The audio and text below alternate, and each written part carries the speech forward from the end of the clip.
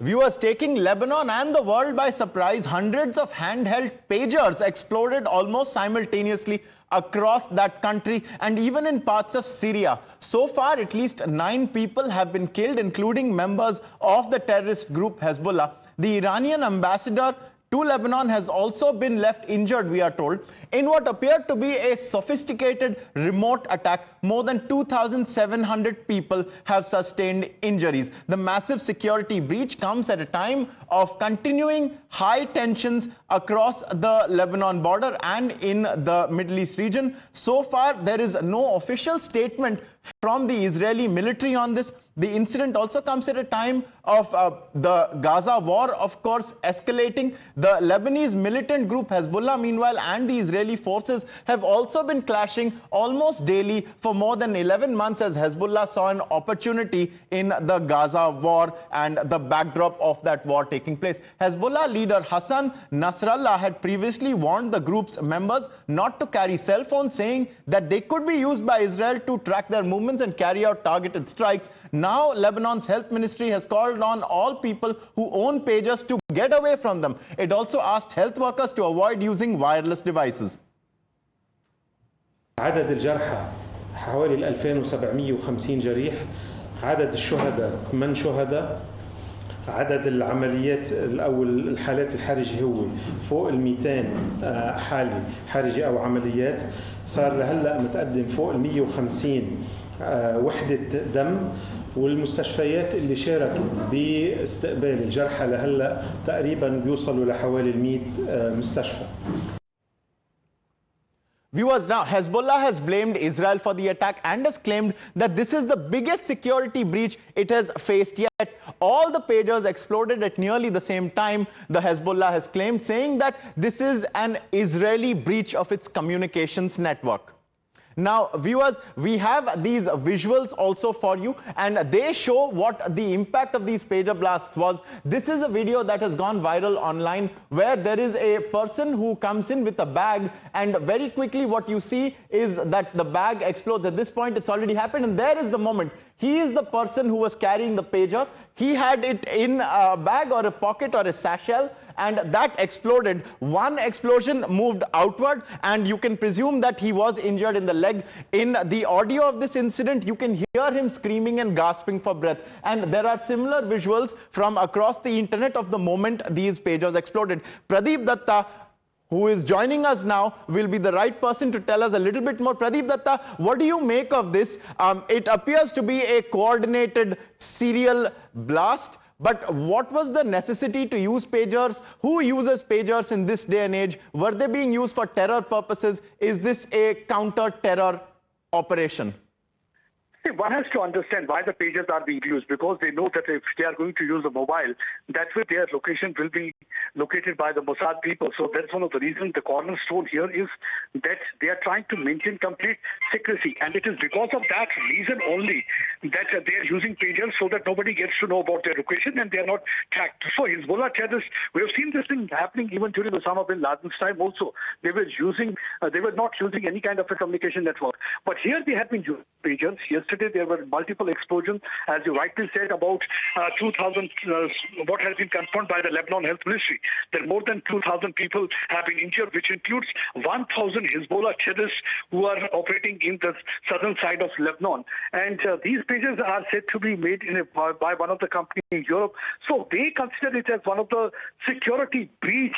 And right now they are investigating, though they suspect that role of Mossad in this. And so far, not a single statement has come from Israel's side. They have not reacted on this thing. They have not said anything. But one thing is that they were maintaining ultimate secrecy so that their location are not located. They are not tracked. Their movement is not found by the Mossad people or the Israeli Defense Forces, because for the last 1 year we have seen that from one end it is the Hezbollah. They are targeting them. On the other side it is the Houthis from the Yemen, and on the third side is the Hamas.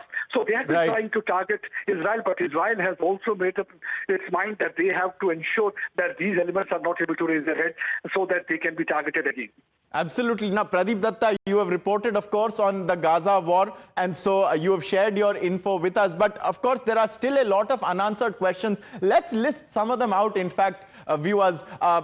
First, why does Hezbollah use pagers? That is a question. Pradeep has tried to help us answer that, but I'm sure some more clarity is needed. Now, who weaponized Hezbollah's pagers? Because that is effectively what happened. They were weaponized, they exploded at the same time. This doesn't seem to have been a manufacturing defect or something of that nature. They were made to explode. How were the pagers rigged to blow? Now, there are a number of theories around this. One way you could do it is if you tamper with the pager at some part of its manufacturing process. The other is, was it rigged to blow because every pager, every device has a battery in certain circumstances can explode. And so that leads to another question.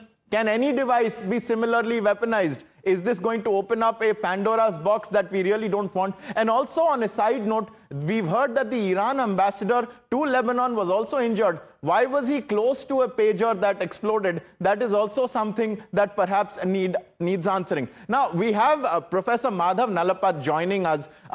Professor Nalapad, we are in uncharted territory with this set of serial blasts. Now, what do you make of it? How do you view it initially?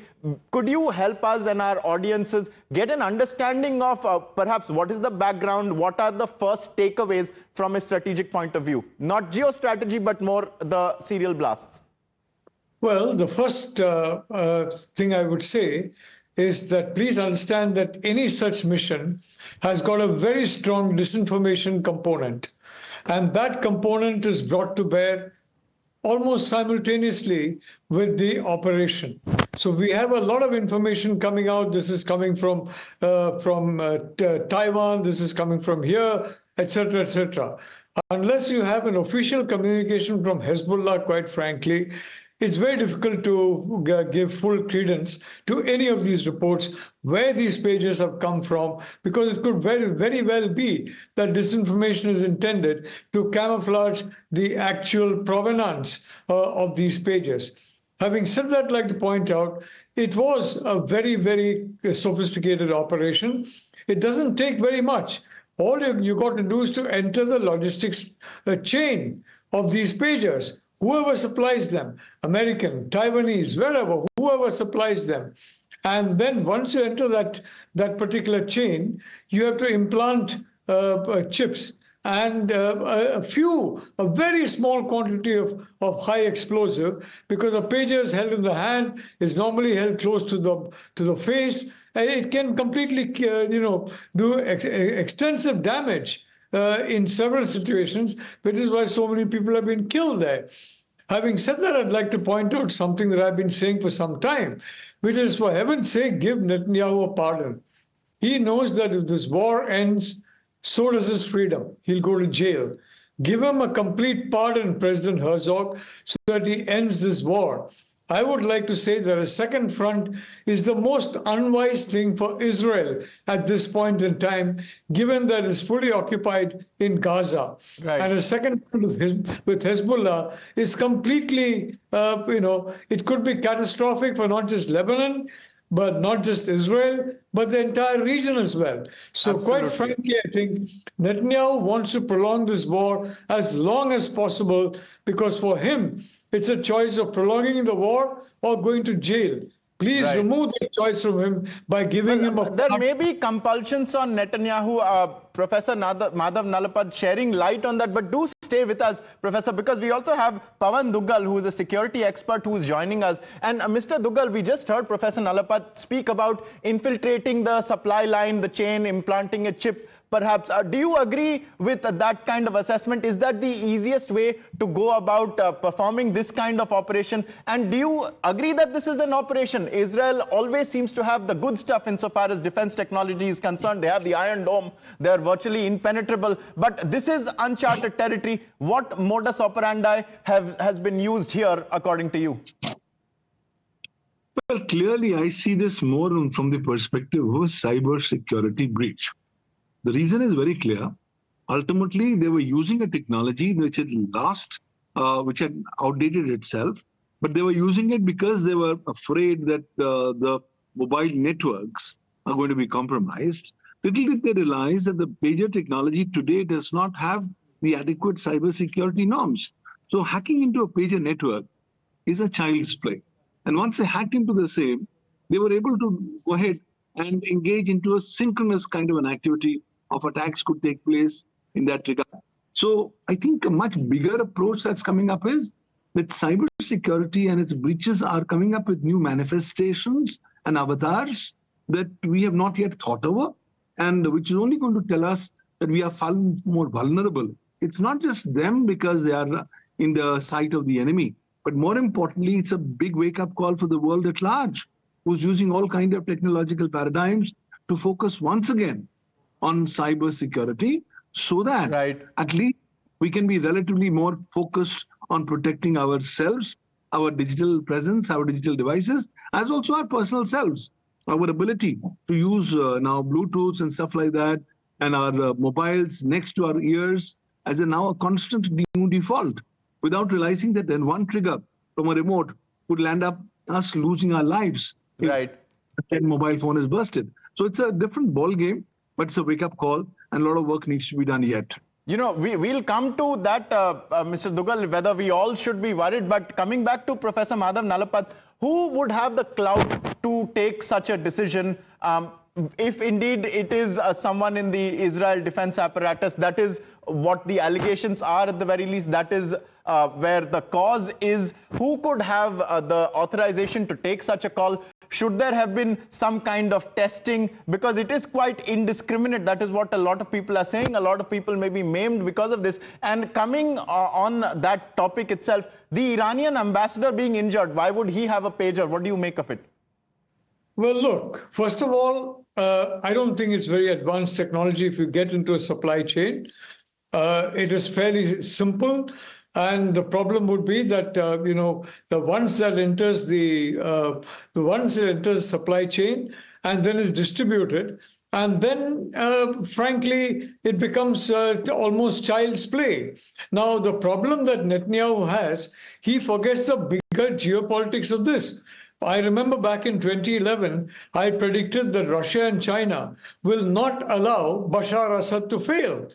Unlike what happened in Iraq, where Saddam was toppled, unlike what happened in Libya, where Gaddafi was toppled, and frankly, Gaddafi was most cruelly done away with the help of foreign intelligence services. But the fact of the matter is that Russia and China, it's not just Iran. Now, how is Iran getting these drones? Where is it coming from?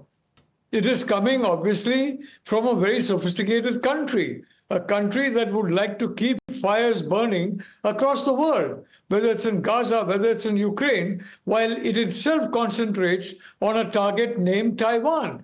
So Netanyahu forgets the fact that Russia and Iran, now Russia has come firmly into the Chinese camp as a consequence of the Ukraine war, which again, in my view, was a geopolitical miscalculation by the West, but born of overconfidence. But today, what you are seeing now is that, Netanyahu has forgotten that just as the Russia and China did not allow Bashar Assad to fall in Syria, and that did not happen. Professor Madhav Nalapat, we're running out of time. I need to take one more question to Mr. Dugal. And Mr. Dugal, I'm going to just quote a tweet just now by General KJS Dhillon, Tiny Dhillon, and he says what's happened in Lebanon should be a lesson because the foreign hardware and software flooding the Indian markets. There are two theories. One is tampering and the other is a cyber attack. You've lent towards cyber attack. Should we all be worried? Do we all have potential explosives in our pockets?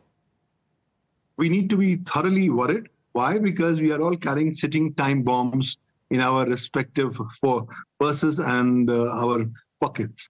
We will have to have a reassessment as a nation because there's a lot of vulnerabilities. This kind of attack has shown us that, look, new innovative approaches will be adopted by cyber actors to target specific targets, in this case, maybe India as well. And therefore, appropriate steps will have to be taken to protect the Indian sovereignty, security, and integrity. But at an individual level, let's also not be in a world of bliss to say, look, there's no enemy and nobody will target me. Who knows who's going to target my system, my particular phone, and potentially cause me death or cause me severe injury by remotely detonating the same or by remotely blasting the same. So I think a bigger focus has to be now on cybersecurity. Let's not be in a state of complacency. this as a wake-up call. Let's now anticipate that these kinds of activities are going to happen. In the on a more Ukraine frequent war, basis. it was established that for a century, how tanks reigned supreme, that needn't necessarily be the case any longer. It also appears to be a time of change when it comes to cyber warfare. We are not talking about malware and denial of services. We are talking about rigging devices potentially to blow. Gentlemen, clearly a lot of thinking in your space right now, a lot of pondering required. Professor Madhav Nalapad and Pavan Duggal, thank you for joining us and shedding light on this. Viewers, we are tracking this very closely, a big global development. It's the biggest talking point around the world right now, and we await to hear from Israel as well over the allegations against it. For the moment, we are slipping in to a short break. Stay with us. I am the future that was born 100 years ago. I am the purpose that emerged with India's independence, to be a force for business that takes India to the world and the world to India, creating pathways of self-reliance, to stand for progress, the planet and the people, towards a future made perfect, and be a force creating abundance. Because independence is not a moment in history, it's a never-ending path to prosperity. Aditya Birla Group, a force for good.